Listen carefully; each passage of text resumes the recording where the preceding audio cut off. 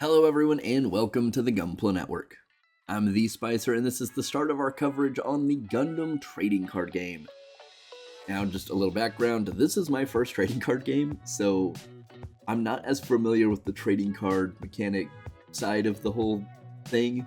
Looking at things on YouTube, looking at different content on YouTube Shorts and on TikTok, and at least the one event I did go to, it does seem like the population that plays the game is more from the trading card side of things versus the Gundam thing.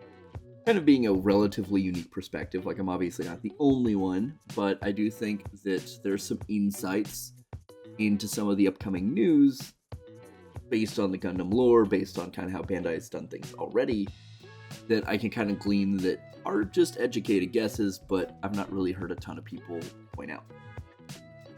So I want to start with the starter decks here. Now these are two new starter decks. You have the Iron Bloom here, which is your IBO deck. That's going to have your Tekkadan suits over here, like the Barbados in purple, which is a new color for the game. And your Gallarhorn stuff over here in white. Very interesting that this is white. I'll talk about that in a second. And then you have Clan Unity over here with the red Gundam in green and the G-Quux in red. Now, Iron Bloom has been one, like the IBO deck has been stuff I've heard not only like in person quite a bit. Like the one event I went to, that was what people were kind of clamoring about, even though a booster set had literally just launched and that was why we were having the event. But people were like, yeah, the IBO cards are going to be really cool. They're really waiting for them. A lot of it also is probably that was maybe what got people into it or back into Gundam. So, fan favorites. But the purple color here is going to be new, right? Now, we don't really know how the purple color is going to behave. Like, not one color has one specific type of way to play, but typically, like your greens are going to be a little bit more breach heavy. Your reds are a little bit more support, attack type related stuff. There's some breach sprinkled in there. Blue is a lot more oriented for blockers and, some like healing stuff. White has blockers and then like some other, depending on which white deck you're looking at, is going to have other stuff going on with it. Which makes me kind of think purple's going to be a little bit of a aggressive, but not like in a breach way. It's more like unit focused. I'll explain more why in a second when we get to the booster set for this. The Gallarhorn stuff is interesting. It's white, so it makes me think maybe there's a few blockers in there that are maybe a little bit higher level, but aren't going to be like really low cost, right? Probably not a lot of healing, but maybe a little bit more command oriented. So if just hazarding a guess here, your Gallarhorn stuff here is going to be more your low-cost units up front initially, kind of into the mid-tier, and then your Tekkadan stuff is going to be what takes you into the higher-cost cards. You'll probably have a transitional Barbados, either like a first form or a third form, and then the fourth form is going to be kind of the big boy of this one. But I imagine we're also going to see some IBO cards in the expansion, the booster set that we'll talk about momentarily. Now, the other side of that is really interesting. Not only because, G-Quux is the newest show, its designs are kind of a love-hate type situation. I've not heard as many people talk about this, but the reason I find this very interesting is you have the Red Gundam here, which has been confirmed to be a, clan faction, and it's in green. But the G-Quux is in red, and this is the only time so far we've had a starter deck with units that were on the same team. Like, everything up to now, it's either been different universes, so 1 and 3, one was the Earth Federation, like original 1979 Gundam, and the Witch from Mercury stuff, and then 3 was like Zeon, Neo Zeon, but different shows. Same universe, different shows. This would kind of replicate that because that is a red-green deck as well, but these come from the same show, so it's a little more confusing. I imagine, and then this is just a guess, that the G-Quux is probably going to be a Xeon unit, but like specifically for the G-Quux side, it's not going to match the rest of the Xeons, which are green. Now, the whole reason I'm thinking all of this is, A, that's how Bandai's done it before, but Shuji Ito and the Red Gundam are a clan faction type, or trait, or whatever you want to call it. So, you know, Shuji's pretty cool here, whatever, you know, the clan thing is the big point here. But if we look at the Red Gundam, it's relatively low cost. This is really mid-range. This is like sub Tall Geese, sub Wing Zero. Like, this is more like heavy arms. This is more like, even on, I think the Gundam, like, mobile armor mode is kind of ballpark in this range. So it's not a high cost, high value, or high level unit, which is really interesting. Kind of odd that maybe this isn't going to be the big boy. I guess maybe the G-Quux is, and the G-Quux will be maybe high level. But this, much like some of the other Xeon units, has a low breach level. Now, breach within the game, the mechanic is you attack a unit. If you destroy that unit, you will deal, in this instance, 1 damage to the shield or the base that the enemy player has. Now, for shields, that's great because you just need to attack it in order to remove it. Base is a little different, so it'll be an interesting strategy here. But this also, in a way, kind of has a support function where if you have 1 to 2 friendly clan units as you attack, they will also get +2 AP this turn. So this is really an interesting mix, but all it lists here is the clan type. It's not the Xeon Red Gundam, it is specifically Shuji's version. I don't know if we'll get a separate one, I kind of doubt it, but this is really cool, very unique, which leads me to believe that the other faction is going to be Xeon, but like a red Xeon, which is I don't know if maybe in the clan we'll get the Gelgoogs, because that's really the only time we see them, and we're told in the show that Xeon hasn't really started using them. We don't see them anywhere else.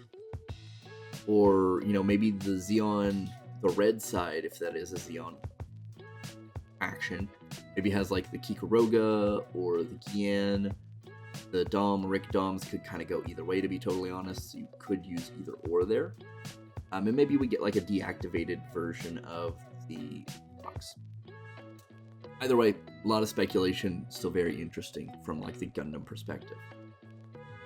And that leads us to the booster pack, which is really why I wanted to make this video. You will see other Gundam TCG stuff in the future as I do more events, as I build my deck and all that, but I thought this was a good place to start. So, of course, being a big Gundam Age fan, I'm contractually obligated to start here. So the Gundam Age 1 normal. And let me see if I can zoom in just a little bit so we can get a better look at this. Yeah. So, several things here.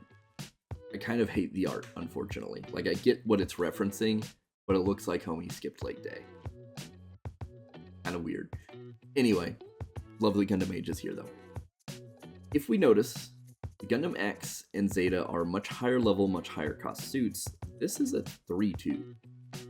This leads to me to believe that, well, this is the LR for Gundam Age, this is probably not going to be the strongest unit.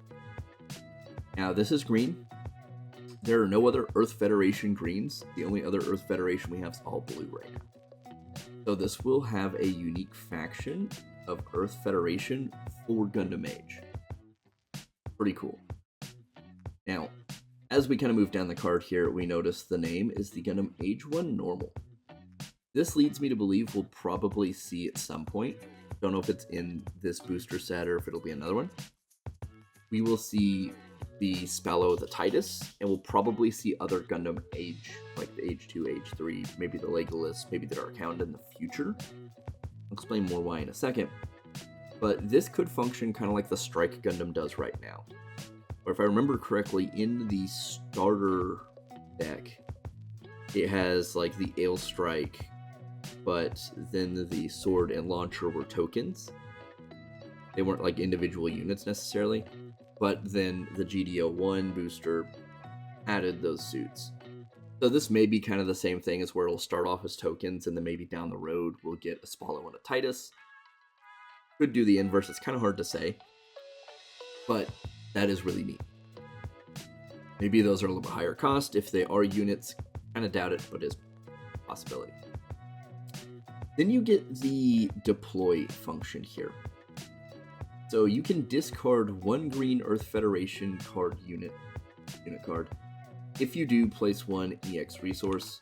Then if you are level 7 or higher, draw an additional card.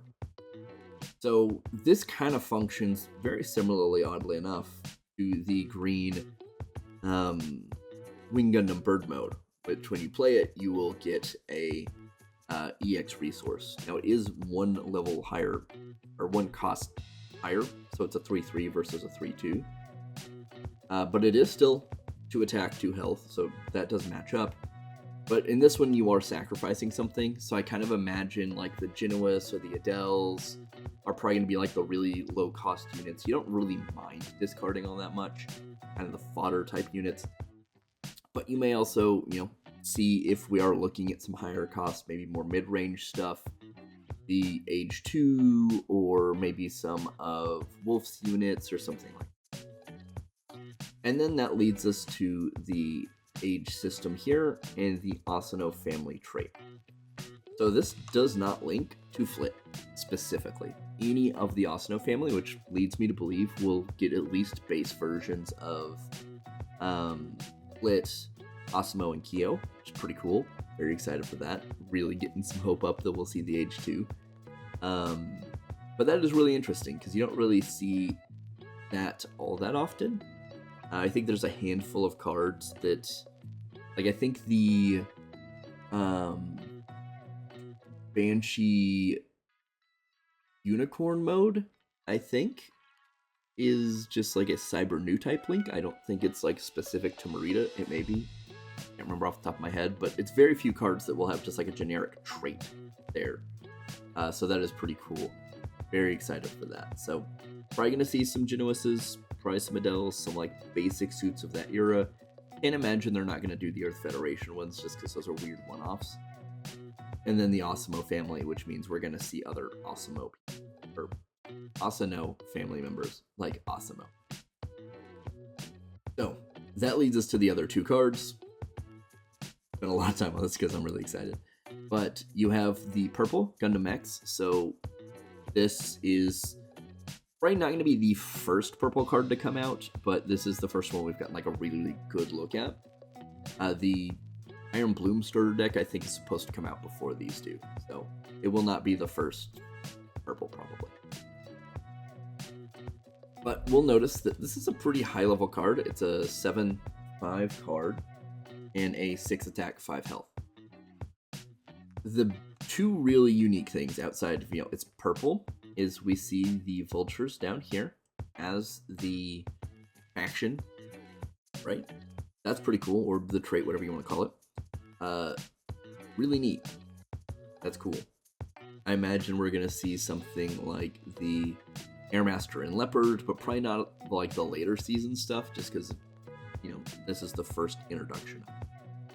But the suppression is new. This is not a thing we've seen before. I don't really entirely know how it works, but we can kind of assume that this is less of like breach is to get through your enemy lines into the shields, into the base, whereas suppression is more about attacking multiple units. Right? Now this maybe still could impact, I think this is kind of the inverse of breach, where if you're attacking shields, then the attack is also dealt to either 2 units, or maybe it is exclusive to shields. It's kind of hard to say, and like I said, I'm still pretty new to this, so the people who coming from other card games will maybe have more equivalents, or maybe other mechanics from other games they can pull from, but it is going to be kind of in that similar vein, it seems like. Kind of a table clearing type situation. And then of course, during a link, if you have Garrett here, you'll as long as you have 7 or more, which at this point should be somewhat reasonable. All of your other Vulture units will get +2 AP, which is pretty cool. So kind of a support, but also pretty heavy damage. Now, the Zeta Gundam, I think I maybe like this art the most.